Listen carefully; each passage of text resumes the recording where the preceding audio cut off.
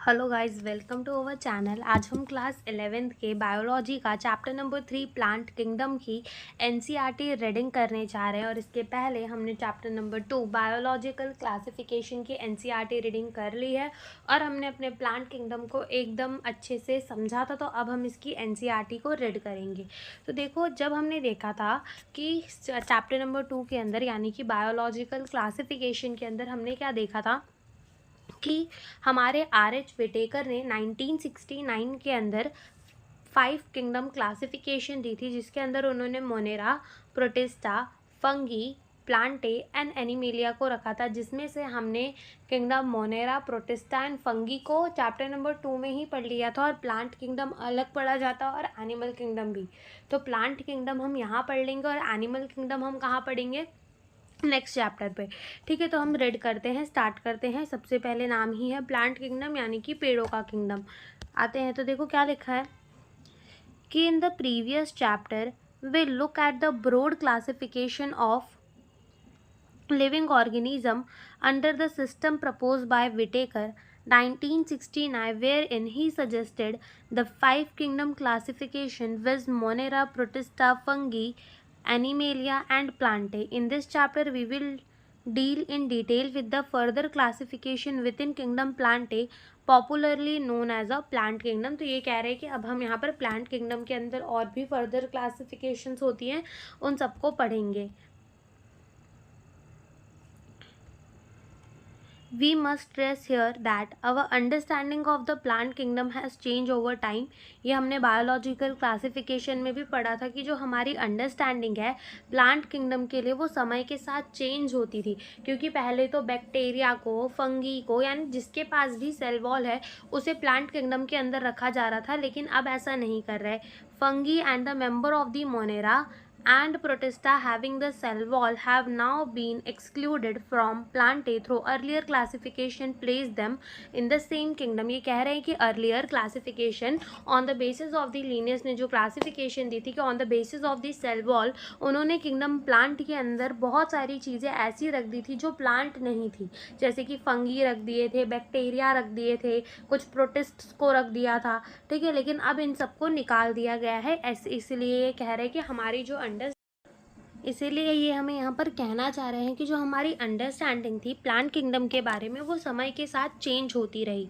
ठीक है, so the cyanobacteria which is also refer to as the blue green algae are not algae anymore. तो हमने देखा था कि हमारा जो साइनोबैक्टीरिया था, जिसे हम ब्लू ग्रीन एल्गे भी कह रहे थे, इसके पास सेल वॉल होती थी, इसलिए इसको कहाँ रख दिया था, प्लांट किंगडम के अंदर, लेकिन ये बिलोंग करता है किंगडम मोनेरा से और अब इसको प्लांट किंगडम से जो है निकाल दिया गया है। In this chapter, we will describe algae, bryophyte, pteridophyte, gymnosperms and angiosperm under Plantae. यानी कि इस चैप्टर के अंदर हम एल्गे को, bryophyte, pteridophyte, gymnosperm and angiosperm को कहाँ पढ़ेंगे, अंडर द किंगडम प्लांटे। वो भी सिर्फ algae, bryophyte, pteridophyte and gymnosperm को थोड़ा डिटेल में पढ़ते हैं। एंजियोस्पर्म के बारे में खाली एक पैराग्राफ दिया हुआ है, क्योंकि एंजियोस्पर्म के बारे में आपको आगे बहुत सारे चैप्टर पढ़ने हैं, जैसे कि morphology of the flowering plant and anatomy of the flowering plant. ठीक है, फिर देखो क्या लिखा है कि let us look at classification within angiosperm to understand some of the concern that influence the classification system. The earliest system of classification use only gross superficial morphological characters such as habit, color, number, shape of leaf etc. तो ये क्या कह रहे हैं कि अब हम देखते हैं कि किस तरीके से हमारे एंजियोस्पर्म्स को क्लासीफाई करने के लिए बहुत अलग अलग से सिस्टम आए। तो जो हमारा सबसे पहला सिस्टम था, ठीक है, अर्लीस्ट सिस्टम, यानी कि जो हमारा एकदम सबसे पहला सिस्टम था, उसमें सिर्फ ग्रॉस सुपरफिशियल मॉर्फोलॉजिकल कैरेक्टर्स को कंसिडरेशन में रखा गया। इसका मतलब क्या, इसका मतलब सिर्फ ऊपर ऊपर से देख के, ऊपर ऊपर, मॉर्फोलॉजी का मतलब ही क्या होता है, study of the external feature. तो बाहर बाहर से देखकर क्लासिफिकेशन कर दिया, जिसमें उन्होंने क्या क्या देखा, एक तो देख लिया प्लांट रहता कहाँ है, उसकी हैबिट क्या है, कलर कैसा है पत्तों का, नंबर कितने हैं पत्ते, शेप कैसी है पत्तों की, इस बेसिस में उन्होंने क्लासीफाई कर दिया। लेकिन अगर तुम खुद सोचो तो क्या ये कोई अच्छा तरीका है क्लासिफिकेशन करने का कि तुमने ऊपर ऊपर से देखकर क्लासीफाई कर दिया। बिल्कुल नहीं। अब तुम एक पेड़ ले लो और तुम जाकर उसको कहीं ऐसी जगह पे लगा दो जहाँ पानी ना मिले, और वही सेम पेड़ तुम ऐसी जगह पे लगाओ जहाँ उसे बहुत पानी मिले, तो क्या वहाँ के पत्तों का कलर नहीं अलग अलग होगा? बिल्कुल अलग अलग होगा। देखो क्या लिखा है, they were mainly based on the vegetative character. जो क्लासिफिकेशन की गई थी वो मेनली वेजिटेटिव करेक्टर्स पे बेस्ड थी। वेजिटेटिव करेक्टर में बेस्ड जब हम कहते हैं, इसका मतलब वो लीफ पे बेस्ड थी, उसके लीफ में बेस्ड थी, ठीक है, लीफ के कलर शेप ये सब में बेस्ड थी। क्योंकि रिप्रोडक्टिव करेक्टर तो कौन आ जाते हैं, फ्लावर आ जाते हैं उसके अंदर, और ऑन द एंड्रोशियम स्ट्रक्चर, और साथ ही साथ इसके अंदर क्या कंसिडर किया था, एंड्रोशियम के स्ट्रक्चर को भी कंसिडर किया था। और ये सिस्टम किसने गिवन दिया था, लीनियस ने। और इसी को हम artificial system of the classification भी कहते हैं, जिसने linear artificial system of the classification जिसको लीनियस ने दिया था। और लीनियस ने खाली मॉर्फोलॉजी और एंड्रोशियम के स्ट्रक्चर को देखते हुए हमारे एंजियोस्पर्म्स को क्लासीफाई करना चाहा था, जो कि बहुत एक गलत बात थी। Such system were artificial. They separated the closely related species since they were based on the few characteristics. तो वही बात हो गई कि अगर एक ही पेड़ को मैं दो अलग अलग जगह पर लगाऊंगी तो उनका कलर अलग अलग होगा, और उस बेसिस में आप तो कह दोगे कि ये अलग प्रजाति का प्लांट है, कि अलग प्रजाति का, लेकिन ऐसा होता थोड़ी ना है।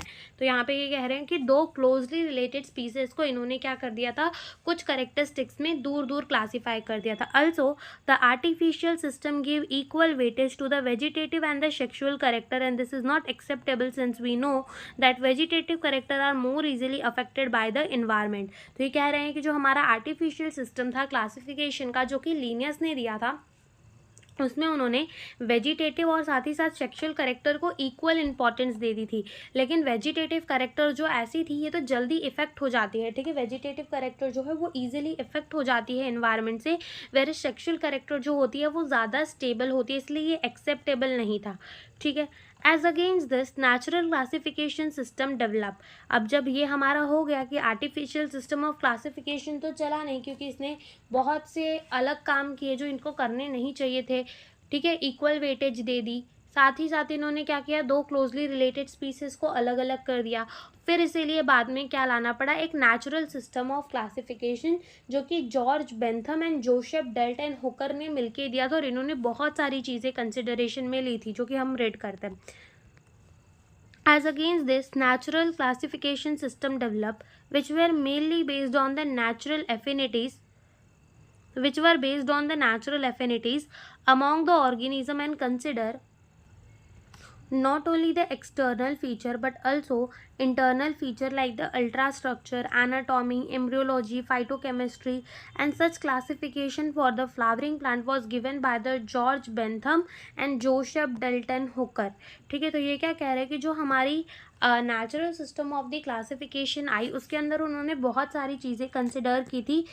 एक्सटर्नल चीज़ें तो कंसिडर की ही थी, साथ ही साथ उन्होंने इंटरनल चीज़ों को भी कंसिडर किया था, जैसे कि हमारा अल्ट्रा स्ट्रक्चर हो गया, एनाटॉमी हो गया, इम्ब्रोलॉजी हो गया, फाइटोकेमिस्ट्री हो गया, इन सारी चीज़ों को कंसिडर किया था, और ये दो साइंटिस्टों ने इसे मिलकर दिया था।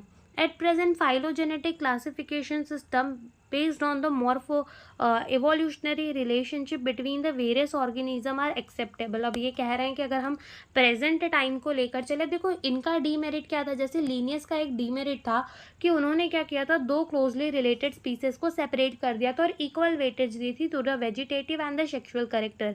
वैसे ही हमारे इन साइंटिस्टों का भी कुछ डीमेरिट था, और वो क्या था कि इन्होंने इवोल्यूशनरी रिलेशनशिप्स को नहीं कंसिडर किया था। और अगर हम बात करें अपने प्रेजेंट की, कि अब जो क्लासिफिकेशन चल रहा है वो क्या चल रहा है, फाइलोजेनेटिक क्लासिफिकेशन सिस्टम। क्या चल रहा है, फाइलोजेनेटिक क्लासिफिकेशन सिस्टम, जो कि इवोल्यूशनरी रिलेशनशिप्स में बेस्ड है।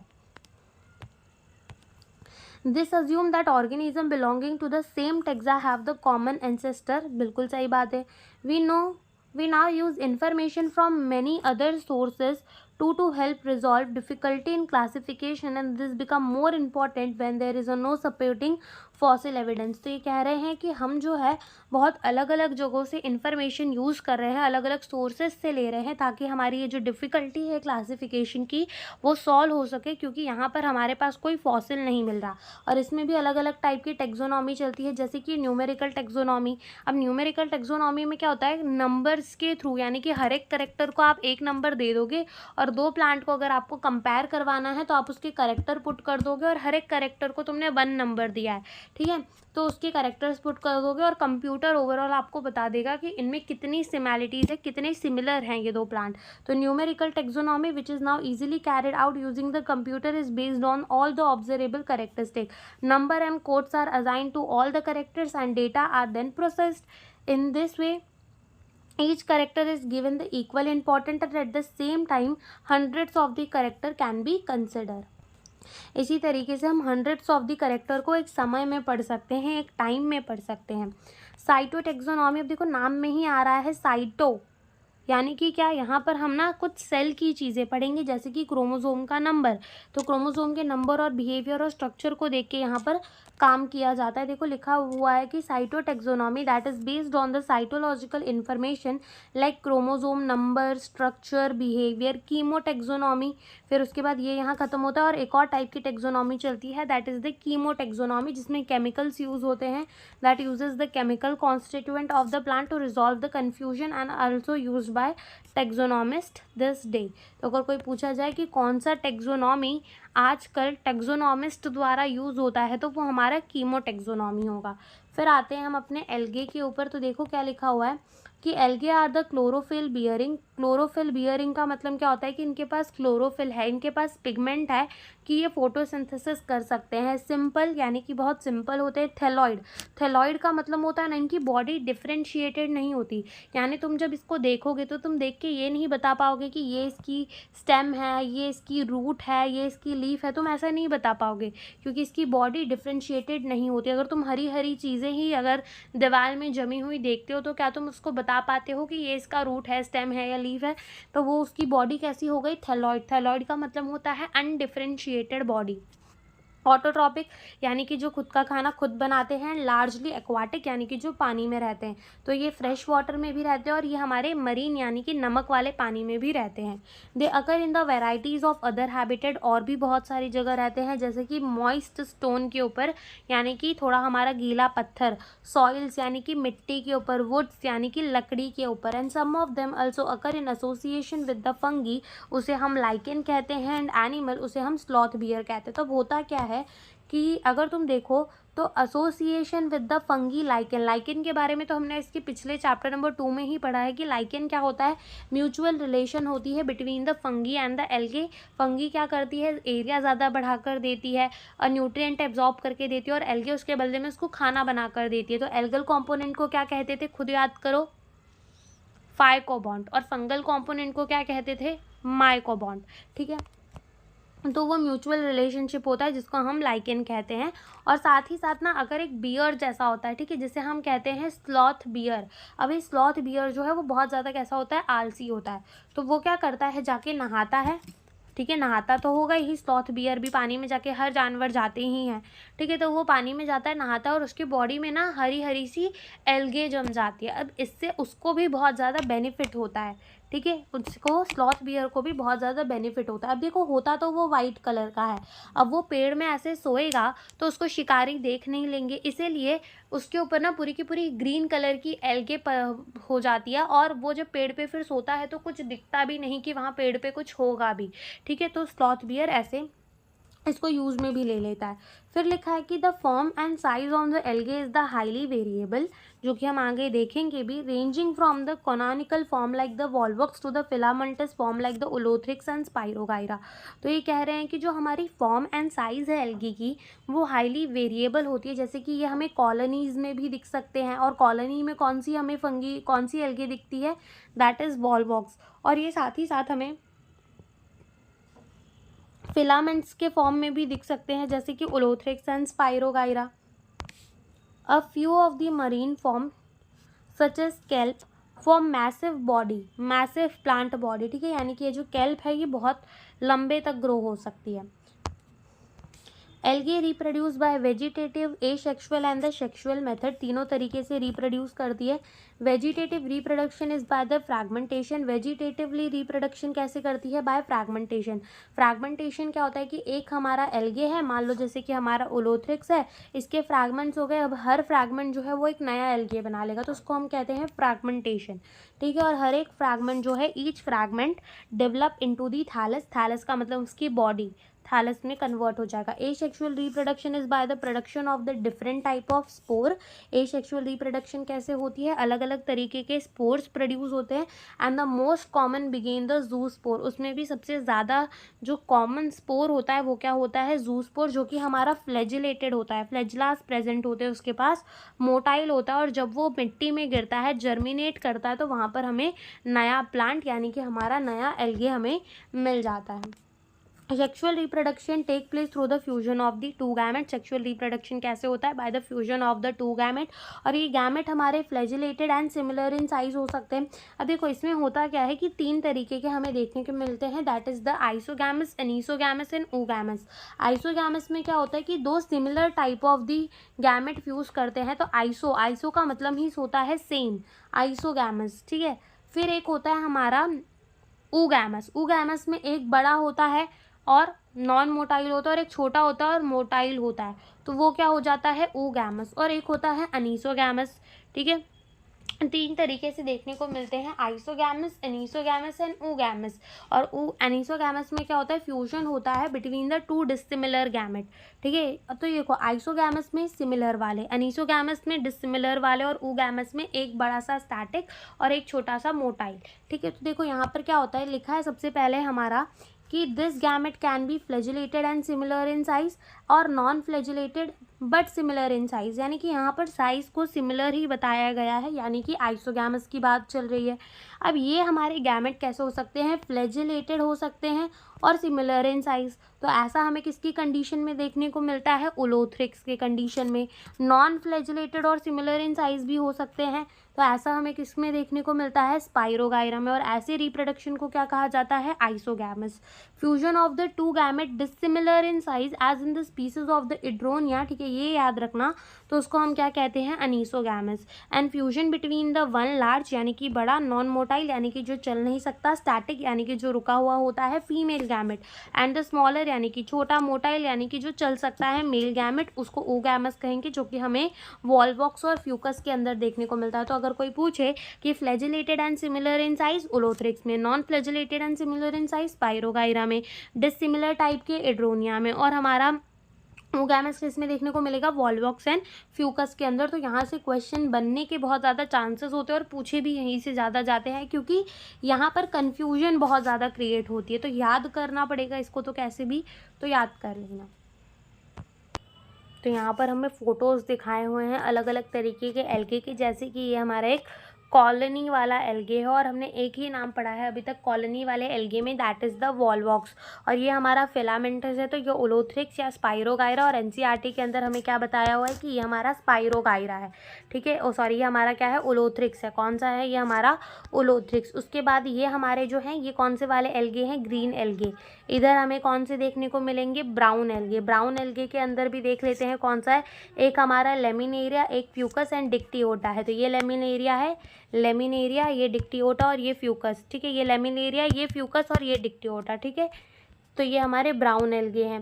फिर उसके बाद हमारे रेड एल्गे आते हैं, तो ये 2 हमारे रेड एल्गे हैं, जिसमें से ये हमारा क्या है? पॉलीसिफोनिया, और ये हमारा क्या है? पोरफायरा। क्या है हमारा? पोरफायरा। तो ये भी याद रखना पड़ेगा, हो सकता है कि लेबलिंग पूछ ली जाए कि कौन से वाले कौन से, जहाँ पे भी ज़्यादा कन्फ्यूजन होती है वहाँ से क्वेश्चन बनने के ज़्यादा चांसेस होते हैं, ठीक है। तो ये सब भी याद रखना पड़ेगा। तो यहाँ पे देख लो, यहाँ एनसीईआरटी में भी लेबल है कि कौन से वाले क्या हैं, green algae, brown algae, red algae, और उनके नाम दिए हुए हैं, तो वो आप एक बार देख लेना। फिर देखो क्या लिखा है, algae are useful to man in varieties of way, at least half of the total carbon dioxide fixation on the earth is carried out by the algae. ये कह रहे हैं कि एल्गे जो होते हैं वो बहुत ज़्यादा यूजफुल होते हैं ह्यूमन के लिए, और एटलीस्ट जो half of the carbon dioxide fixation यानी कार्बन डाइऑक्साइड को ठिकाने लगाने का काम कौन करता है? हमारे एल्गे करते हैं। कैसे करते हैं? फोटोसिंथेसिस के थ्रू करते हैं। बिगेन photosynthetic, they increase the level of the dissolve oxygen in the immediate environment environment, यानी कि अब जब वो फोटोसिंथेसिस होते ही हैं तो वो अपने जहाँ पे भी रहते हैं वहाँ पर ऑक्सीजन की मात्रा जो है वो बढ़ा लेते हैं। There are paramount importance as the primary producers of energy rich compound which form the basis of the food cycle of all aquatic animal, यानी कि एल्गे जो हैं वो हमारे प्राइमरी प्रोड्यूसर्स की तरह भी काम करते हैं, क्योंकि प्लांट होते ही क्या है, प्राइमरी प्रोड्यूसर्स होते हैं। तो ये प्राइमरी प्रोड्यूसर्स की तरह काम करते हैं, फूड चेन में हमारे बहुत ज़्यादा काम आते हैं। ठीक है, बेसिस होते हैं हर जितने भी एक्वाटिक एनिमल हैं हमारे, उन सब अगर वो सब जी रहे हैं तो वो किसके बदौलत जी रहे हैं, हमारे एल्गे के बदौलत। Many species of the Porphyra, Laminaria and Sargassum and are among the 70 species of the marine algae is used as a food। ये क्या कह रहे हैं कि हमारे बहुत सारे स्पीसीज जैसे कि पोरफायरा का, लेमिनेरिया का, सरगासम का और 70 स्पीसीज मरीन एल्गे के एज अ फूड यूज होते हैं, यानी कि उन्हें खाया जाता है। Certain marine brown and red algae produce the large amount of the hydrocolloids means the water holding substance. Example उसका गिवन है algin, brown algae and carrageen, red algae जो कि कॉमर्शियली यूज्ड होता है। यानी कि क्या कह रहे हैं, ये कह रहे हैं कि हमारे बहुत सारे एल्गे मरीन ब्राउन, ठीक है, और रेड एल्गे वो क्या बनाते हैं, हाइड्रोकोलाट। हाइड्रोकोलाट का मतलब होता है वाटर होल्डिंग सब्सटेंस। अब ऐसा कह लो कि तुम्हारे पास एक बुक है और तुमने उसके ऊपर हाइड्रोकोलाट चढ़ा दिया, अब तुम उसके ऊपर पानी भी डालोगे तो वो हाइड्रोकोलाट पूरा पानी एब्जॉर्ब कर लेगा और तुम्हारी बुक को नहीं गीला नहीं होने देगा।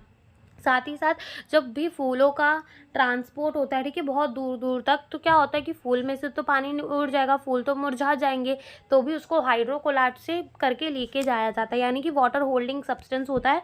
और वो कौन प्रोड्यूस करके देता है, एल्गीन जो कि हमारा एक ब्राउन एल्गे होता है, एंड कैरागीन जो कि हमारा रेड एल्गे होता है, और ये कमर्शियली भी बहुत ज़्यादा यूज़ होता है। Agar one of the commercial product obtained from the Gelidium and the Gracilaria is use to grow microbe and in the preparations of the ice creams and jelly. अब ये क्यों कह रहे हैं कि देखो अगार जो होता है ना वो क्या करता है, चीज़ों को थोड़ी सी स्टेबल बना देता है। अब जैसे कि पानी के अंदर तुम डाल दोगे तो वो उसको जेली जैसा बना देगा। अब ऐसा क्यों करता है, अब ये अगार को यूज़ क्यों किया जाता है, पहली बात तो ये, अब देखो क्यों यूज़ किया जाता है, टू ग्रो द माइक्रोब। अब माइक्रोब को अगर तुम्हें ग्रो करवाना है और तुम उसको रख दोगे एक प्लेट के अंदर कि ग्रो हो जाओ, चलो अब वो सूखे में तो ग्रो नहीं होगा, तुमने उसको पानी दे दिया तो उसके बाद वो पानी इतना हिलेगा डुलेगा कि बैक्टीरिया जो भी है, माइक्रोब, तो पहले वो खुद की जान बचाने के बारे में सोचेगा या मल्टीप्लाई करने के बारे में, तो जान बचाने के बारे में सोचेगा। इसीलिए हम अगार को यूज़ कर देते हैं ताकि माइक्रोब वहाँ पर आराम से ग्रो हो सके। ठीक है, और साथ ही साथ आइसक्रीम्स एंड जेली बनाने के लिए भी इनका बहुत काम आता है। और ये मिलते कैसे हैं, जेलेडियम से और ग्लासिलेरिया, ये फंगी के एल्गे के नाम है, वहीं से हमें मिलते हैं। फिर आता है हमारा कॉरेला। ठीक है, Chlorella a unicellular alga rich in protein is used as a food supplement even by the space traveller. यानी कि ये जो हमारा एक यूनिसेलुलर एल्गे होता है वो स्पेस ट्रैवलर द्वारा यूज़ होता है। ठीक है, The algae are divided into the three main classes, that is the chlorophyceae, phaeophyceae and rhodophyceae। यानी कि जो हमारे एल्गे हैं उनको तीन मेन क्लासेस के अंदर हमने क्लासीफाई किया है। दैट इज कौन कौन से, क्लोरोफाइसे, फियोफाइसे, रोडोफाइसे। क्लोरोफाइसो का मतलब होता है ग्रीन एल्गे, फियोफाइसे का मतलब होता है ब्राउन एल्गे, एंड रोडोफाइसे का मतलब होता है हमारा रेड एल्गे, जो कि हम एक एक करके रेड करते हैं। तो अब बात आती है हमारे क्लोरोफाइसी की। ठीक है, किसकी, क्लोरोफाइसी यानी कि हमारे ग्रीन एल्गे की। The member of the Chlorophyceae are commonly called the green algae. इनको हम कॉमनली ग्रीन एल्गे भी कह देते हैं। The plant body may be unicellular, colonial और फिलामेंटस। इनकी जो बॉडी है वो एक सेल यूनिसेलुलर मतलब सिंगल सेल की भी बनी हो सकती है, कॉलोनीज भी हो सकती है, और साथ ही साथ ये फिलामेंटस भी हो सकते हैं। They are usually grass green due to the dominance of the pigment chlorophyll A and B। ये ना हमारे ग्रास ग्रीन जैसे मतलब ग्रीन कलर के होते हैं, क्योंकि इनके पास सबसे ज़्यादा कौन सा पिगमेंट प्रेजेंट होता है, chlorophyll A and chlorophyll B। ये दो पिगमेंट इनके पास प्रेजेंट होते हैं। The pigments are localise in the definite chloroplast. तो सेल्स होते हैं और सेल्स के अंदर क्या पाए जाते हैं, क्लोरोप्लास्ट पाए जाते हैं, तो वहाँ पर इनके पिगमेंट्स जो हैं वो लोकेटेड होते हैं। The chloroplast may be discoid, plate-like, reticulate, cup-shaped, spiral और ribbon shape in the different species। तो इनके जो क्लोरोप्लास्ट है वो किसी भी शेप के हो सकते हैं। Most of the member have one or more storage body called the pyrenoid located in the chloroplast। और ज़्यादातर मेंबर के बाद क्लोरोप्लास्ट तो होता ही होता है, ठीक है। इनके अलावा इनके पास और स्टोरेज बॉडीज होती है जिसे हम कहते हैं pyrenoid, and pyrenoid is the protein besided by the starch, यानी कि प्रेनॉइड इज द प्रोटीन, ठीक है। प्रेनॉइड कंटेन प्रोटीन, प्रेनॉइड में क्या स्टोर होता है, प्रोटीन स्टोर होता है बिसाइडेड स्टार्च, और उसके आजू बाजू क्या प्रेजेंट होता है, स्टार्च प्रेजेंट होता है। सम एल्गे में store the food in the form of the oil droplet, और कुछ एल्गे जो है वो फूड को स्टोर करते हैं in the form of the oil droplets also. Green algae usually have a rigid cell wall, green algae जो होते हैं उनके पास हमारी सेल वॉल कैसी होती है, रिजिड होती है, जिसमें से इनर लेयर सेलुलोज का बना हुआ होता है और आउटर लेयर पेक्टोज का बना होता है। Vegetative reproduction usually take place by the fragmentation, और एसेक्सुअल रिप्रोडक्शन कैसे होती है, बाय द फ्लैजिलेटेड जूस्पोर, जो कि कहाँ प्रोड्यूस होता है, जूस्पोरांगिया के अंदर। एंड सेक्सुअल रिप्रोडक्शन तीनों टाइप से हो सकती है, आइसोगैमस भी, अनीसोगैमस भी एंड ओगैमस भी, और हमारा एग्जाम्पल गिवन है हमें, और क्वेश्चन अगर बनने के चांसेस होते हैं कहीं से तो वो यहीं से, ये प्रेनॉइड कंटेन द प्रोटीन बिसाइडेड स्टार्च, ठीक है, क्योंकि बाकी सारी बातें इसमें कॉमन चल रही है। और एग्जाम्पल हमारे क्लोरोफाइसी के, that is the Chlamydomonas, Volvox, Ulothrix, Spirogyra and Chara. इसको कैसे याद कर सकते हैं, क्लासी कार SUV, कैसे याद रख सकते हैं, क्लासी कार SUV। तो क्लासी से क्या आ जाएगा, क्लेमिनोडोमांस, सी से क्या आ जाएगा, कारा, ठीक है। क्लासी कार, कार, कार से याद आ जाएगा कारा, एस से क्या आ जाएगा, स्पाइरोकाइरा, यू से क्या आ जाएगा, ओलोथ्रिक्स, एंड वी से क्या आ जाएगा, वॉलवॉक्स, ठीक है। तो ये हमारे ग्रीन एल्गे के एग्जाम्पल होते हैं। देन आते हैं हम अपने फियोफाइसी में। The member of the Phaeophyceae, इनको हम ब्राउन एल्गे भी कहते हैं, are found primary in the marine habitat. हमको ये ज़्यादा कहाँ दिखते हैं, मरीन हैबिटेट के अंदर, मराइन हैबिटेट के अंदर। दे show the great variation in the size and form, इनकी भी साइज एंड फॉर्म अलग अलग होती है जैसे हमारे ग्रीन एल्गी की थी। They range from the simple branch filamentous form ectocarpus to profusely branch form as represented by the kelp which may reach a heights of 100 metre. यानी कि ये कह रहे हैं कि ये हमारे ना सिंपल ब्रांच वाले भी हो सकते हैं, और ये हमारे जैसे कि ये फिलामेंटस, ठीक है, फिलामेंट्स तो है, और सिंपल ब्रांच वाले हो सकते हैं जैसे कि एक्टोकार्पस, और वरना ये ना बहुत भयंकर ब्रांच वाले भी हो सकते हैं, रिप्रेजेंटेड बाय द केल्प, जो कि ग्रो कर करके 100 मीटर्स तक की हाइट तक ग्रो कर जाता है। हाइट में तो नहीं, मतलब लेटे में ही 100 मीटर तक वो ग्रो कर जाता है। फिर लिखा है कि दे पोजेस क्लोरोफिल ANC, उनके पास ज़्यादा क्या होता है, क्लोरोफिल ANC। अब इसको भी याद रखने का एक तरीका होता है तुम्हारा, एक है क्लोरोफाइसी, एक है फियोफाइसी, और एक है रुडोफाइसी क्लास, ठीक है। तीनों में क्या लिख लो, ए और ए लिख लो, फिर क्या कर दो, B, C और D कर दो। यानी कि क्लोरोफाइसी के पास कौन से पिगमेंट है, A and B, फियोफाइसी के पास A and C, एंड रुडोफाइसी के पास A and D, ठीक है। तो यहाँ पर इनके पास कौन से होते हैं, A and C, साथ ही साथ यहाँ पर होते हैं कैरेटोनॉइड्स, xanthophyll, and they vary in the color from the olive green to the various shades of the brown depending upon the amount of the xanthophyll pigment fucoxanthin present in them। यानी कि ये जो होते हैं ना हमारे, हमें अलग अलग शेड्स के दिख सकते हैं, from olive green to various shaded of the brown, depending कि इसमें कितना amount of xanthophyll pigment present है, कितना अमाउंट ऑफ फ्यूकोजांथिन प्रेजेंट है, उस बेसिस में हम इनके अलग अलग शेडेड देखने को मिलते हैं, शेड्स देखने को मिलते हैं। और अगर यहाँ पर कहीं से क्वेश्चन आने के चांसेस होते हैं तो ये केल्प से होते हैं, ठीक है। कहाँ से, कि केल्प क्या होता है वो पूछ लेते हैं, एंड ये भी पूछ लेते हैं कि इनका कलर जो है वो ऑलिव ग्रीन से various shaded of the brown है, depending on the amount of कौन सा पिगमेंट है, ठीक है, ये भी पूछ लेते हैं। अब आगे चलते हैं। Food is stored as a complex carbohydrate which may be in the form of the laminarin or mannitol. The vegetative cell have the cellulosic wall usually covered on the outside by the gelatinous coating of the algine। यानी कि ये क्या कह रहे हैं कि इनका जो फूड है वो कैसे स्टोर होता है, in the form of the laminarin और मैनिटोल। और इसको कैसे याद रख सकते हो, कोको कोला की बॉटल से। सो अगर तुम देखो तो कोको कोला की बॉटल कैसी होती है, मतलब इसके अंदर कोको कोला कौन से कलर का होता है, ब्राउन कलर का। तो ब्राउन, और उसमें जो आता है वो किलो के भाव से तो आता नहीं होगा, तो ml के भाव से आता है, ठीक है, ml के हिसाब से आता है मेजरमेंट। तो ml से याद रख सकते हो ब्राउन एल्गे और लेमिनेरा और मैनिटोल के फॉर्म में इनका फूड स्टोर होता है। वेजिटेटिव सेल के पास क्या होती है, सेलुलोसिक वॉल होती है जो कि कवर्ड होती है आउटसाइड बाय द एल्गिन। यानी कि सेलुलोसिक वॉल हो गई जो कि बाहर कवर्ड होती है किससे, एल्गिन से। The protoplasm plast contain, in addition to plasmid, a centrally located vacuole and nucleus. The plant body is usually attached to the substratum by a holdfast and has a stalk, the stipe and leaf-like photosynthetic organ the frond. यानी कि इनकी body के अंदर हमें ना thalloid ही होते हैं, ठीक है, यानी कि हमें यहाँ पर लीफ लाइक, स्टेम लाइक और लीफ लाइक स्ट्रक्चर्स देखने को मिलते हैं. एक होता है होल्ड फास्ट जिससे वो अटैच होता है सबस्ट्रेटम यानी कि ज़मीन से, एक स्टॉक होता है दिस टाइप, एंड एक स्टाइप होती है जैसे कि हमने देखा था ना पीछे फिगर में, ठीक है, ऐसे एक स्टाइप होती है. लीफ लाइक फोटोसिंथेटिक ऑर्गन इनके पास हमें देखने को मिलता है. Vegetative reproduction take place by the fragmentation, same चीज़ है. Asexual reproduction in most brown algae कैसे होते हैं? By the biflagellated zoospore. आगे क्लोरोफाइसी में भी जूस्पोर ही था हमारा, बट यहाँ पे पियर शेप होता है and have the two unequal laterally attach flagella. Pear shape का मतलब कुछ इस तरीके का दिखता है और इसमें दो अनलिटरल अनइक्वल क्या होते हैं, दो अनइक्वल इनके पास हमें क्या देखने को मिलते हैं, फ्लैजिला. एक छोटा होगा तो दूसरा बड़ा, अनइक्वल हमें इनके पास फ्लैजिला देखने को मिलता है. वेरस क्लोरोफाइसी भी हमारे जूस्पोर से ही उनका एसेक्सुअल रिप्रोडक्शन होता है, तो उनका कुछ इस तरीके से उनके फ्लैजिला निकले होते हैं, ठीक है.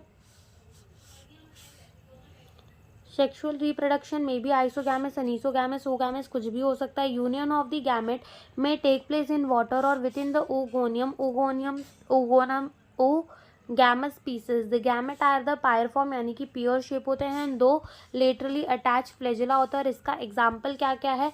इसका एग्जाम्पल है हमारा Ectocarpus, Dictyota, laminaria, sargassum and Fucus. किसको याद रख सकते हैं कैसे? Self defence. एस से क्या आ जाएगा? सरगासम. ई से क्या आ जाएगा? एक्टोकार्पस, ठीक है. एल से क्या आ जाएगा? लेमिनेरिया. एफ से क्या आ जाएगा हमारा? एफ से आ जाएगा फ्यूकस. एंड डी से क्या आ जाएगा हमारा? डिक्टियोटा, ठीक है. फिर आते हैं हम कहाँ? अपने रोडोफाइसी के अंदर. तो रोडोफाइसी के अंदर the member of the Rhodophyceae, इनको रेड एल्गे कहते हैं because of the predominance of the red pigment. इनके पास सबसे ज़्यादा रेड पिगमेंट होता है और उसका नाम है आर फाइक्रोइरिथ्रिन, ठीक है. आर फाइक्रोइरिथ्रिन नाम है, ठीक है. In their body majority of the red algae are the marine with greater concentration found in the warmer area. They occur in the both well lighted region close to the surface of the water and also at the great depth in the ocean where relative light penetrate, ठीक है. very little light penetrate यानी कि क्या कह रहे हैं कि जैसे कि मान लो ये कुछ ओशन है और उसके किनारे हैं, तो ये हमें किनारे में भी देखने को मिलेंगे जहाँ पर अच्छी खासी लाइट आ रही है, और साथ ही साथ एकदम अंदर डीप ओशन में भी हमें देखने को मिलेंगे जहाँ पर बहुत कम लाइट पेनिट्रेट करती है. The red thalli of most red algae are multi cellular. इनकी जो बॉडी होती है, थैलाई का मतलब थैलस इनका, वो कैसा होता है? Mostly multi cellular. Oh sorry, यहाँ पर नहीं, मोस्टली कैसा होता है इनका? मल्टी सेलुलर होता है. Some of them have a complex body organisation. कुछ के पास कॉम्प्लेक्स बॉडी ऑर्गेनाइजेशन और ये कैसे फूड को स्टोर करते हैं? In the form of the floridean starch. तो हमने क्या देखा?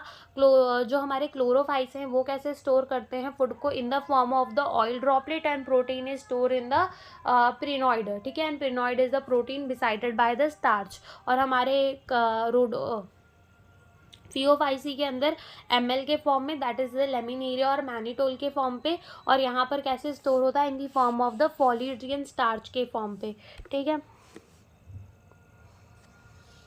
जो कि बहुत सिमिलर होता है अमाइलोपेक्टिन और ग्लाइकोजन से नेचर के अंदर केमिकली, ठीक है. स्ट्रक्चर अगर देखा जाए तो वैसे. The red algae usually reproduce vegetatively by fragmentation. कैसे रिप्रोड्यूस करता है? Vegetative by fragmentation.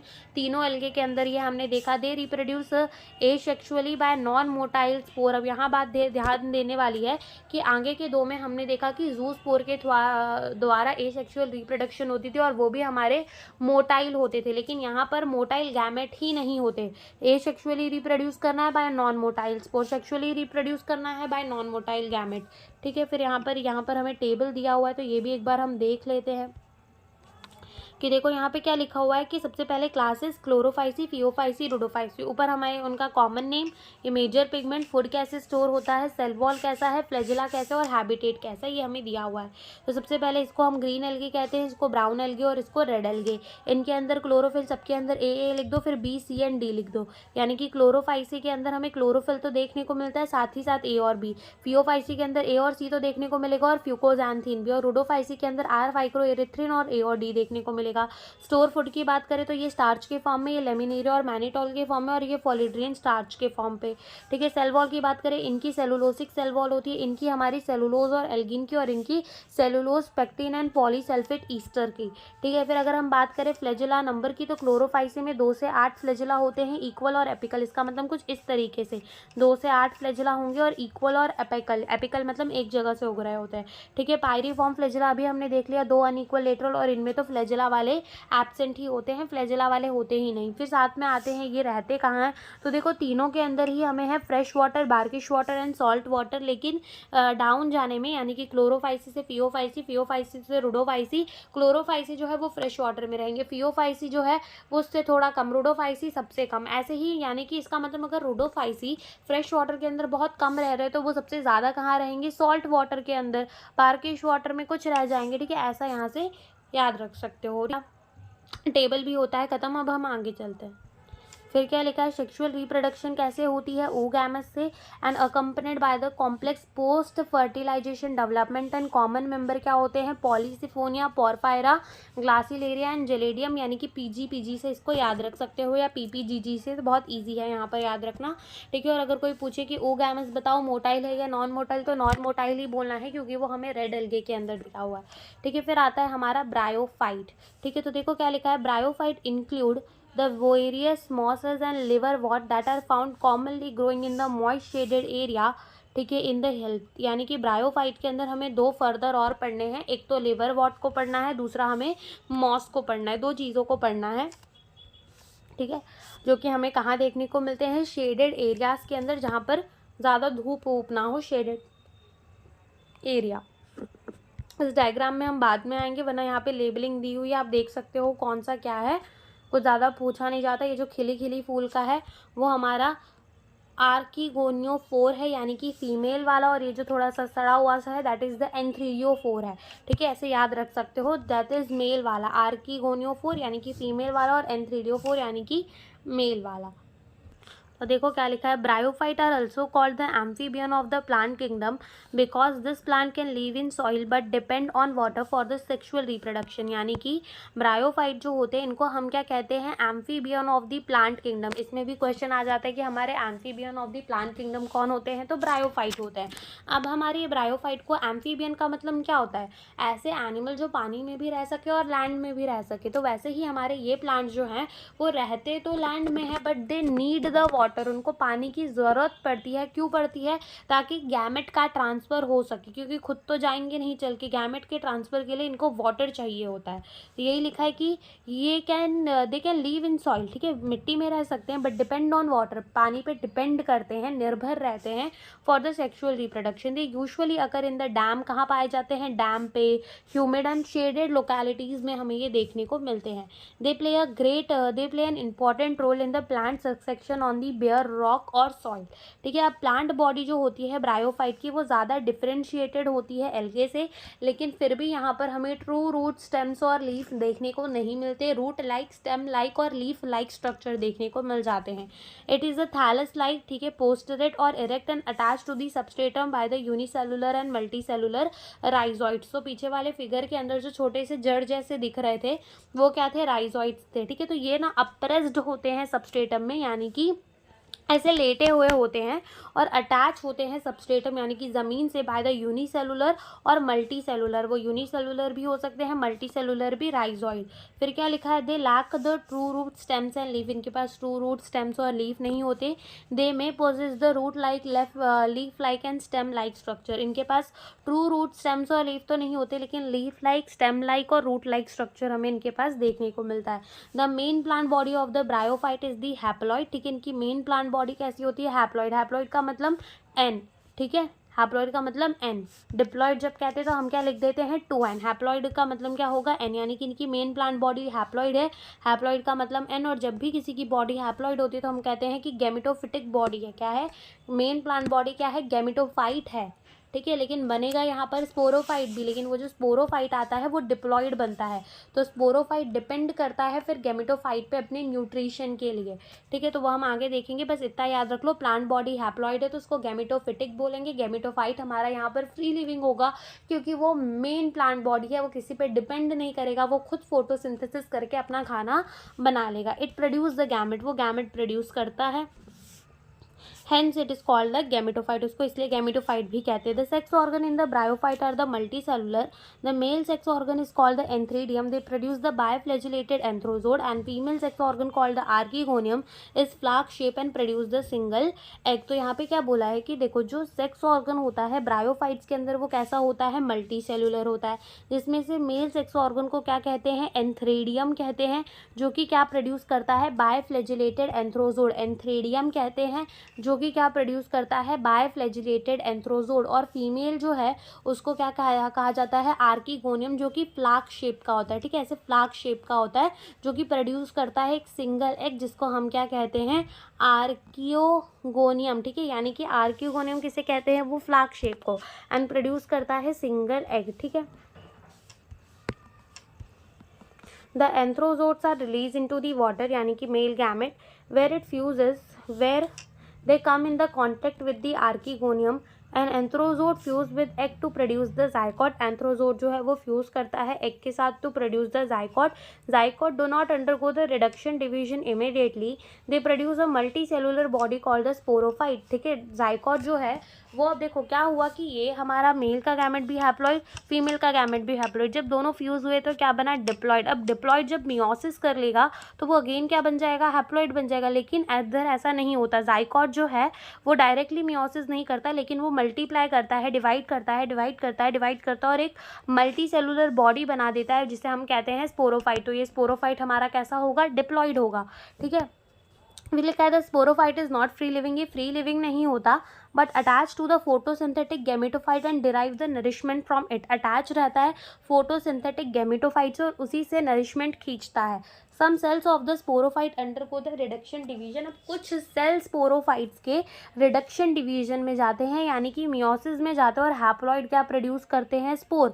अब जब ये स्पोर जाकर जर्मिनेट होते हैं तो ये क्या प्रोड्यूस कर देते हैं, अगेन एक गैमेटोफाइट प्रोड्यूस कर देते हैं। यानी कि अब फिर से एक और बार समझना, मेल सेक्स ऑर्गन था और एक फीमेल सेक्स ऑर्गन, उसने क्या प्रोड्यूस किया, एंथ्रीडियम हैप्लॉइड, इसने आर्कीगोनियम के अंदर एक एग, जो कि अगेन कैसा होगा, एंथ्रोजोड प्रोड्यूस किया, हैप्लॉइड, इसने एग प्रोड्यूस किया, हैप्लॉइड, इनका फ्यूजन हो गया, क्या बना, 2n, 2n क्या बना, जाइकोट, क्या बना, जाइकोट। अब जाइकोट जो है वो रिडक्शन डिवीजन में नहीं जा रहा, बट वो नॉर्मल माइटोसिस कर रहा है। माइटोसिस का मतलब इक्वेशनल डिवीजन, खाली डिवाइड कर रहा है, और उसने एक डिप्लॉइड क्या बना दी, हमारी स्पोरोफाइट, क्या बना दी, स्पोरोफाइट, कैसी बना दी, diploid.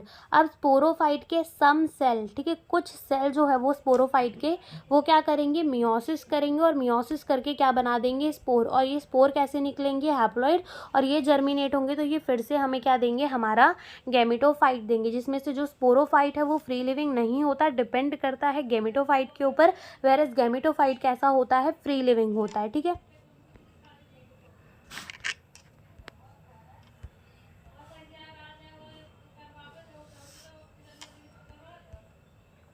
the bryophyte in general are little economic important, but some moths provide food for the herbaceous animal, birds and other animal। इनका कुछ इकोनॉमिक इम्पॉर्टेंट तो नहीं होता, लेकिन ये हर्बीशियस मैमल्स के लिए, ठीक है, बर्ड्स के लिए और अदर एनिमल के लिए फूड का काम कर देती हैं।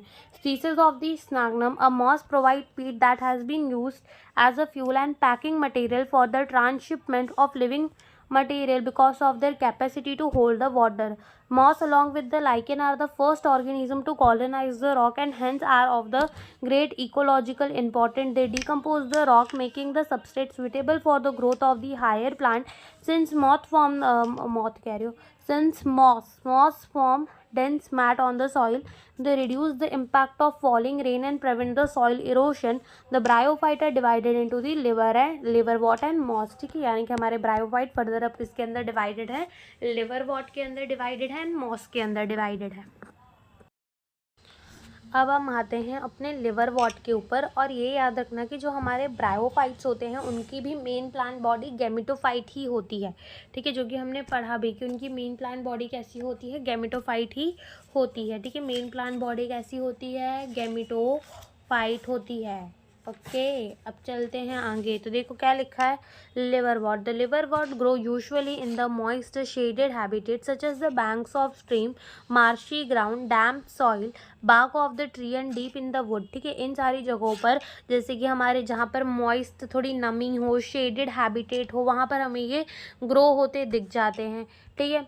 The plant body of the liver what is thalloid, ठीक है। इनकी प्लांट बॉडी कैसी होती है, थैलॉइड होती है, यानी कि अनडिफरेंशिएटेड होती है। एग्जाम्पल दिया हुआ है, the thallus is the dorsiventral and closely appressed to the substratum, the leafy member has a tiny leaf like appendages to the two rows of the stem like structure. जो leafy member होते हैं उनके पास tiny leaf like appendages होते हैं in the two rows of the stem like structure, ठीक है।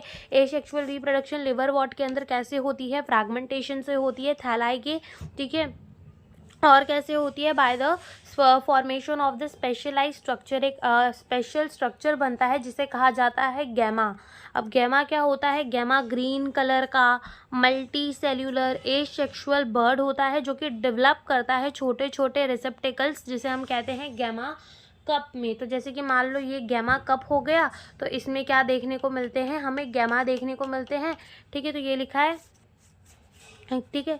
The gemma become detach from the parent body and germinate to form the new individual. जो gemma है वो डी अटैच हो जाता है पेरेंट बॉडी से, और हमें क्या जर्मिनेट होकर एक नया क्या देता है, एक नया इंडिविजुअल देता है, एक नया लिवर वॉट देता है। During the sexual reproduction male and female sex organ are produce either on the same और ऑन द डिफरेंट थैलाई, यानी कि कह रहे हैं कि वो सेम बॉडी के अंदर भी उग सकते हैं और अलग अलग बॉडी के अंदर भी। The sporophyte is differentiated into the foot seta and capsule. जो स्पोरोफाइट है वो डिफरेंशिएटेड होता है फुट सीटा एंड कैप्सूल के अंदर। After meiosis spores are produce within the capsule and this spore germinate to form a free living gametophyte. Germinate होकर अब आते हैं हम अपने मॉस के ऊपर। तो देखो मॉस में क्या लिखा है, the predominant stage of the life cycle of the moss is the gametophyte which consist of the two stage. पहला stage is the protonema stage, जो कि डायरेक्टली डेवलप होता है स्पोर से, क्रीपिंग होता है, ग्रीन होता है, ब्रांच होता है एंड फ्रीक्वेंटली फिलामेंटल स्टेज होता है।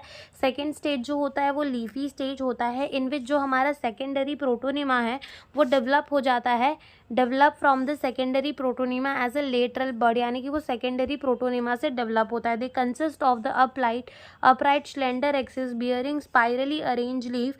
They are attach to the soil through multi cellular and branch rhizoids. This bear the sex organ, और जो कि हमने पूरा डायग्राम बना कर समझा था जब हम सारी चीज़ों को समझ रहे थे। तो भी एक बार यहाँ पे मैं ऊपर से समझा देती हूँ कि हमने क्या पढ़ा था। हमने पढ़ा था कि एक स्पोर होता है, कैसा रहेगा, हैप्लॉइड, जर्मिनेट करके वो देगा हमें प्राइमरी प्रोटोनीमा, ठीक है, कुछ इस तरीके सा, जो ग्रीन होगा, फोटोसिंथेटिक, ब्रांच होगा, फिलामेंटस होगा, फिर इसके अंदर ब्रांचिंग बढ़ेगी, ठीक है, ब्रांचिंग इसके अंदर बढ़ा दो तो ये हमारी क्या हो जाएगी, सेकेंडरी प्रोटोनीमा। और यहाँ पर हमें छोटे छोटे क्या देखने को मिलेंगे, लेटरल बर्ड्स देखने को मिलेंगे। लेटरल बर्ड जो है वो हमारे फर्दर, ठीक है, लेटरल बर्ड्स देखने को मिलेंगे छोटे छोटे, ये हमारी सेकेंडरी प्रोटोनीमा हो जाएगी। फिर उसके बाद लेटरल बर्ड्स जो है वो हमारा क्या बना कर देंगे, हमको लीफी स्टेज बना कर देंगे। और जैसे कि मान लो इसमें स्पाइरली अरेंज क्या होती थी, लीफ होती थी, और इसके ऊपर सेक्स ऑर्गन होते थे, mail and female sex organ. यहीं पे फर्टिलाइजेशन होती थी और यहीं पे स्पोरोफाइट बनता था फुट सीटा एंड कैप्सूल कर, ठीक है। तो ये हमने पढ़ा था। फिर क्या लिखा है, they are attach to the soil through the multi cellular and branch rhizoid and this stage bear the sex organ. Vegetative reproduction in moss कैसे होती है, फ्रैगमेंटेशन से and budding in the secondary protonema, ठीक है। In sexual reproduction sex organ क्या होते हैं, एंथ्रिडिया and archegonia, जो कि प्रोड्यूस होते हैं at the apex of the leafy shoot. After fertilisation zygote develop हो जाता है स्पोरोफाइट के अंदर, consisting of the foot seta and capsule. और स्पोरोफाइट मॉस के अंदर ज़्यादा इलाबरेट होता है then in the liver what.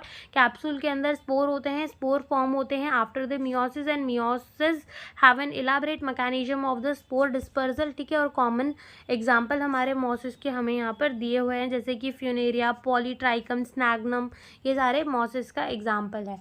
फिर आते हैं हमारे pteridophyte. So pteridophyte are the first vascular plant, are the first terrestrial plant to possess the vascular tissue, यानी कि जाइलम एंड फ्लोएम। तो अब रीड करते हैं, लिखा है कि हमारे टेरिडोफाइट के अंदर horsetail and ferns included होते हैं।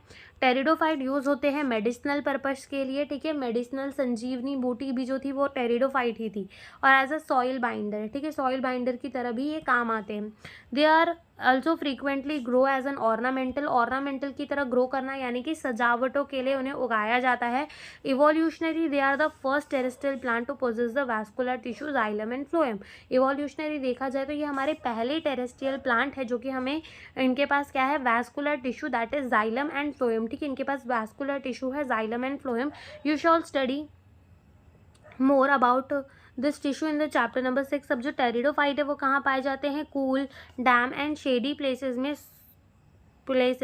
तो सम में flourish well in the Sandy soil condition, जिसमें से कुछ जो है वो सैंडी सॉइल कंडीशन में भी फ्लरिश कर सकते हैं, रह सकते हैं। You may recall that in the bryophyte जो डोमिनेंट फेज थी in the life cycle of life cycle, वो गेमेटोफिटिक प्लांट बॉडी थी, यानी कि हैप्लॉइड, ठीक है। However in pteridophyte the main plant body is the sporophyte which is differentiated into the true root stems and leaf, ठीक है। तो यहाँ पर हमें ट्रू रूट स्टेम्स और लीफ देखने को मिलते थे, और मेन प्लांट बॉडी यहाँ पर इनकी गेमेटोफाइट नहीं जबकि स्पोरोफाइट है, यानी कि डिप्लॉयड है। This organ possess a well differentiated vascular tissue, इनके पास वैस्कुलर टिश्यू होता है, जाइलम एंड फ्लोएम।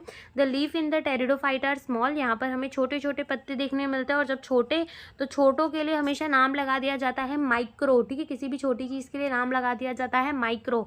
और फिल्स यानी कि पत्ते, यानी कि यहाँ हमें माइक्रोफिल्स देखने को मिलेंगे, और माइक्रोफिल्स कहाँ देखने को मिलेंगे, सेलेंजेना के अंदर। और हमें बड़े बड़े पत्ते भी देखने को मिलेंगे, जैसे कि हमें किसके अंदर देखने को मिलते हैं, फर्न्स के अंदर।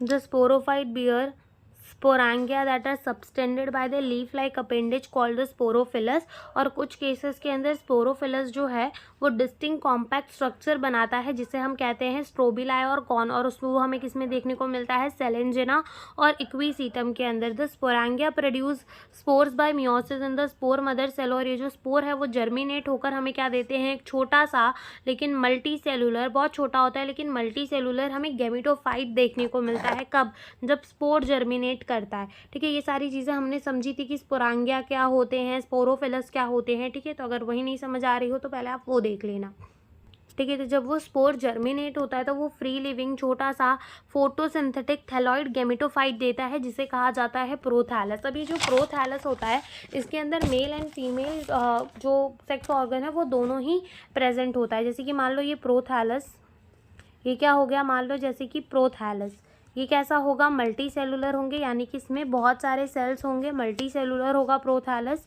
ठीक है। फोटोसिंथेटिक होगा, ग्रीन कलर का होगा, और इसके अंदर हमें क्या क्या देखने को मिलेंगे, आर्कीगोनियोफोर और एंथ्रीडिया दोनों को देखने को मिलेंगे।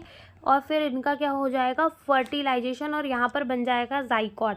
अब ये जाइकोट क्या करेगा, ये बनाएगा स्पोरोफाइट, ठीक है। डिप्लॉयड ही रहेगा जाइकोट, तो वो स्पोरोफाइट बनाना शुरू करेगा, दैट इज द डिप्लॉयड। और कुछ देर बाद ये जो प्रोथैलस है वो साइड हो जाता है, और हमारा यही क्या होता है, precursor of the seed habit भी होता है। तो देखो क्या लिखा है कि this gametophyte require the cool damp and shady places to grow because of the specific restricted requirement and the need for the water for fertilisation.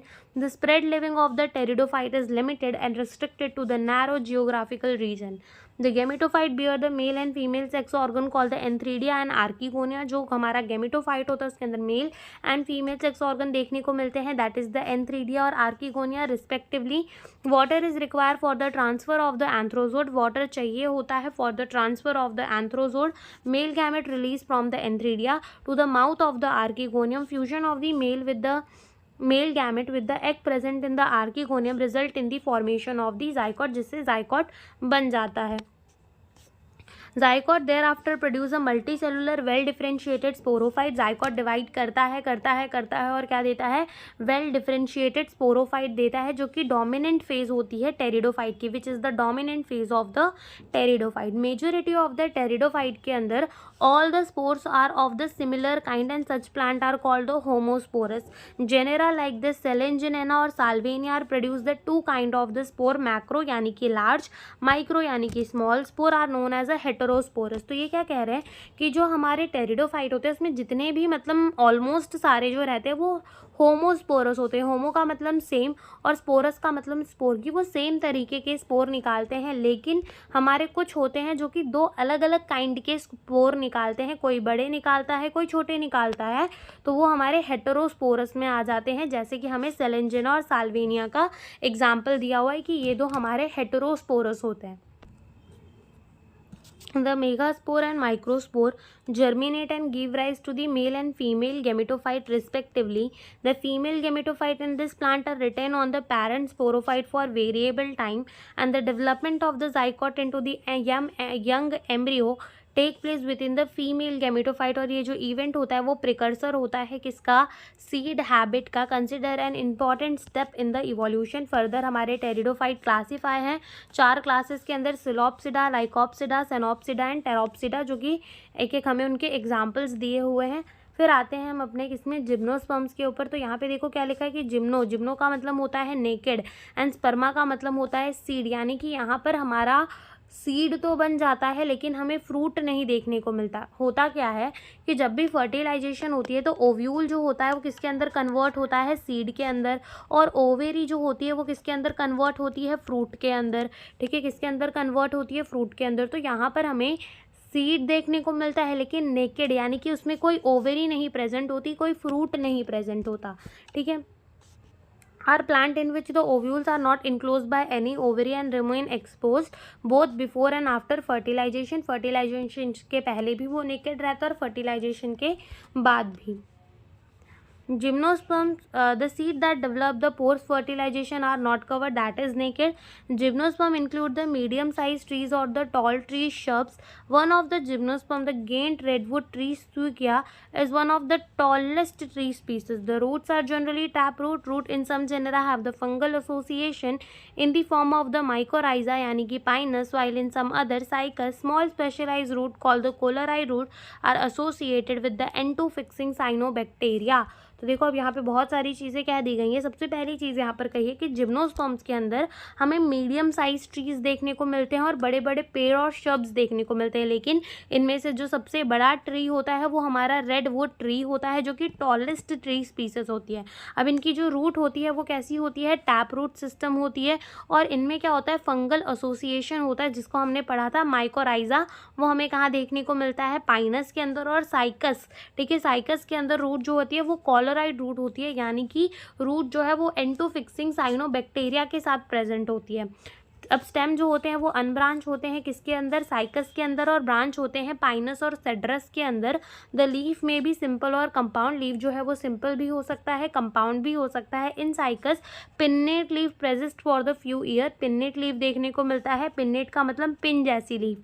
The leaf in the gymnosperms are well adapted to withstand extremes of temperature, humidity and wind. जो हमारे पत्ते होते हैं किसमें, gymnosperms के अंदर, वो well adapted रहते हैं, खुद को इस तरीके से बदल चुके होते हैं कि वो विथस्टैंड कर सके, यानी कि झेल सके extremes of temperature, humidity and wind की. कभी भी अगर पानी ज़्यादा आ जा रहा है, टेम्परेचर ज़्यादा हो जा रहा है या फिर ह्यूमिडिटी ज़्यादा हो जा रही है, हवा ज़्यादा चल रही है, तो खुद को प्रोटेक्ट कर सके. In the conifer, the needle-like leaf reduce the surface area. Their thick cuticle and silken stomata help to reduce the water loss. Conifers के अंदर क्या होता है कि जो needle-like पत्ते होते हैं वो reduce कर देते हैं surface area को, जिसके वजह से पानी ज़्यादा नहीं जाता. और उनकी जो thick cuticle होती है और sunken stomata, ये भी help करती है to reduce the water loss. तो अब हम रीड करते हैं यहाँ से. मेन इसकी लाइफ साइकिल स्टार्ट हो जाएगी. लेकिन अगर आपने वो वाले लेक्चर्स नहीं देखे जिसके अंदर मैंने लिख कर समझाया था, तो रीडिंग से कुछ फ़ायदा नहीं होगा, ना ही कुछ समझ आने वाला. लेकिन अगर आपको आता है तो रीडिंग से रिवीजन ज़रूर हो जाएगा. ठीक है, तो चलो रीड करना स्टार्ट करते हैं. तो लिखा है कि जिम्नोस्पर्म्स आर द हेट्रोस्पोरस, यानी कि वो 2 तरीके के स्पोर्स प्रोड्यूस करते हैं. They produce a haploid microspore and megaspore. Micro का मतलब छोटा और मेगा का मतलब बड़ा.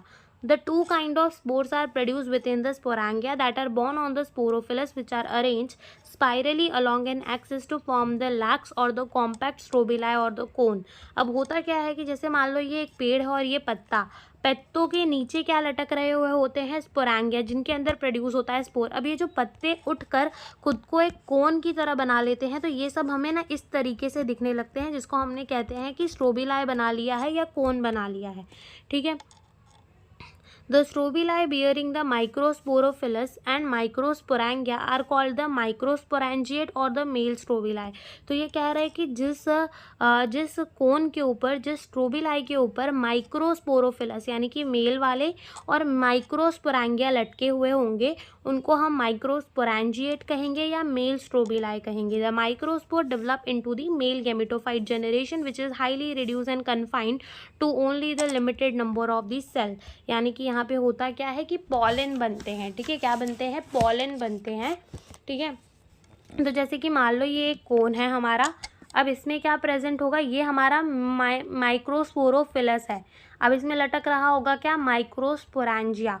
उसके अंदर क्या प्रेजेंट होंगे, माइक्रोस्पोर प्रेजेंट होंगे। अब ये माइक्रोस्पोर जो है जब मैच्योर होंगे और डिहाइड्रेट होंगे तो ये क्या बनाएंगे, pollen grain, that is the male gametophyte, ठीक है। देखो आगे क्या लिखा है, दिस रिड्यूस गेमेटोफाइट को क्या कहते हैं, pollen grain. The development of the pollen grain take place within the microsporangia. The cone bearing the megasporophylls, same बात आ गई, यही कोन जिसमें मेगास्पोरोफिलस लटका होगा विथ ओव्यूल और मेगास्पोरैंजियम, उसको माइक्रोस्पोरैंजिएट कहेंगे या फिर फीमेल स्ट्रोबिलाई, फीमेल कोन कहेंगे। द मेल और फीमेल कोन्स और स्ट्रोबिलाई में be born on the same tree, ठीक है। हो सकता है कि मेल एंड फीमेल स्पोरैंगियाज जो है वो हमारी सेम ट्री में उग जाए, या फिर कोन, ठीक है, कोन, मेल एंड फीमेल कोन, ठीक है, स्पोरैंजिया नहीं, कोन और स्ट्रोबिलाई सेम प्लांट में, सेम ट्री में उग जाए, जैसे कि पाइनस के अंदर होता है। हाउएवर साइकस के अंदर male cone and megasporophylls borne on the different tree, यानी कि अलग अलग ट्रीज में हमें देखने को मिलता है। किसमें, साइकस में। पाइनस के अंदर सेम देखने को मिलता है। The megaspore mother cell is differentiated from one cells of the nucellus. The nucellus is protected by the envelope and composite structure, जिसे हम क्या कहते हैं, ovule. Ovule are borne on the megasporophylls which may be cluster to form the female cone, ठीक है, वो female cone बना लेता है। The megaspore mother cell mitotically divide करता है, क्या बनाने के लिए, 4 मेगास्पोर बनाने के लिए, और जिसमें से 3 जो है वो डीजेनरेट कर जाते हैं, एक फंक्शनल बचता है जो फ्यूज करता है, ठीक है। One of the megaspore enclosed within the megasporangium develop into the multicellular female gametophyte that bear the 2 or more archegonia of the female sex organ. The multicellular female gametophyte is also retained within मेगास्पोरैंजियम, ठीक है। तो ये सब तो red करके नहीं समझ आएगा, तुमको वो पहले समझना ही पड़ेगा पूरा। फिर आते हैं अपन किसमें, इस टॉपिक में, that is unlike bryophyte and pteridophyte in the gymnosperm the male and female gametophyte do not have an independent free living existent, ठीक है, इनकी फ्री लिविंग एग्जिस्टेंस नहीं होती। They remain within the sporangia retain on the sporophytes, यानी कि पत्ते के ऊपर होता है स्पोरैंजिया और वहीं पे ये रहते हैं। Pollen grain is release from the microsporangium, जो पॉलन ग्रेन है वो रिलीज होता है माइक्रोस्पोरैंजियम से, and they are carried in the air current and come in the contact with the opening of the ovule born on the megasporophylls, जहाँ पे वो contact में आता है ओव्यूल के साथ। The pollen tube carrying the male gamete grow toward the archegonia in the ovule and discharge their content near the mouth of the archegonium. Following fertilisation हो जाती है, जाइगोट डेवलप कर जाता है एम्ब्रियो के अंदर एंड ओव्यूल सीड्स के अंदर, एंड सीड जो है वो कवर नहीं होती, ठीक है। फिर यहाँ से आप इसकी फिगर देख सकते हो कि ये हमें साइकस दिया हुआ है फर्स्ट फिगर में, सेकेंड फिगर में हमें ये पाइनस दिया हुआ है, ठीक है, और थर्ड में हमें गिंको दिया हुआ है, ठीक है। यस, साइकस दिया हुआ है, देन पाइनस एंड देन हमें गिंको दिया हुआ है। फिर एंजियोस्पर्म्स के बारे में पढ़ते तो यहाँ पर इसमें हमें कुछ ज़्यादा दिया नहीं हुआ है, बहुत थोड़ा सा ही दिया हुआ है, तो बस रीड कर लेते हैं। Unlike the gymnosperm where the ovule are naked, in the angiosperm और flowering plant the pollen grain and ovule are develop into the specialized structure called the flower. तो ये कह रहे हैं कि जैसे कि हमने जिम्नोस्पर्म्स के अंदर देखा ओव्यूल जो है वो नेकेड रहते हैं, लेकिन यहाँ पर वो नेकेड नहीं रहते, फ्रूट उग जाता है। पॉलन ग्रेन जो होते हैं और ओव्यूल वो स्पेशलाइज स्ट्रक्चर के अंदर प्रोड्यूस होते हैं, जिसे क्या कहा जाता है, flower. In angiosperm the seeds are enclosed in the fruit, seeds fruit के अंदर बंद होते हैं। Angiosperm an exceptionally large group of the plant occurring in the wide range of the habitat. They range in the size from the smallest Wolffia to tall tree eucalyptus, ठीक है। यानी कि ये दो नाम याद रखना कि स्मॉलेस्ट अगर एंजियोस्पर्म पूछे तो वॉल्फिया, टॉलेस्ट ट्री पूछे तो यूक्लैटिप्लस, जो कि 100 मीटर्स तक होता है। They provide us with the food, fodder, fuel, medicine and several other commercially important product. They are divided into the dicots and monocot, dicotyledon and monocotyledon. ये जो फिगर हमें दिखाया है किसी डाइकॉट का और ये जो हमें दिखाया गया है मोनोकॉट. ठीक है, तो यहाँ पर हमारा ये चैप्टर होता है ख़त्म और यहाँ पर हम चैप्टर समझ नहीं रहे थे, हम खाली चैप्टर की रीडिंग कर रहे थे. ठीक है, जो कि हमने कर ली. सो यहाँ पर हमारा चैप्टर होता है ख़त्म. Thank you for watching the video.